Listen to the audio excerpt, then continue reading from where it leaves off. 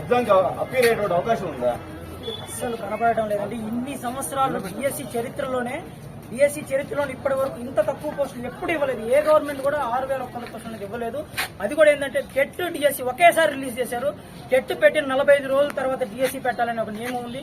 దాన్ని కూడా ఉల్లంఘించి టెట్ ఇప్పుడు ఒక అభ్యర్థి కొత్తగా టెట్ రాసేటువంటి అభ్యర్థి డిఎస్సికి ముందుగానే టెట్ రాయకముందే అప్లై చేసే విధానం ఇప్పుడు ప్రస్తుతం పెట్టున్నారు. అది చాలా అసందిశం, మొత్తం కూడా అస్తవ్యస్తం చేసి పెట్టారు.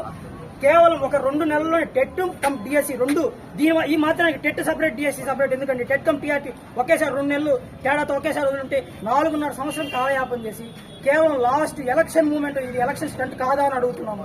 కాబట్టి డిఎస్సికి టైం కూడా పెంచాలి. అలాగే 2 సంవత్సరాల అప్రెంటిస్ విధానం కొత్తగా తీసుకొచ్చారు. ఎప్పుడో 2012లోనే రద్దు చేస్తే మళ్ళీ ఇప్పుడు కొత్తగా తీసుకొచ్చేది ఇన్ని పథకాలు పెట్టి లాస్ట్ కి నిరుద్యోగులు పొట్టగొట్టడానికి ఇవన్నీ ఉపయోగపడుతున్నాయి తప్పితే నిరుద్యోగులు ఉద్యోగం తెచ్చే పరిస్థితి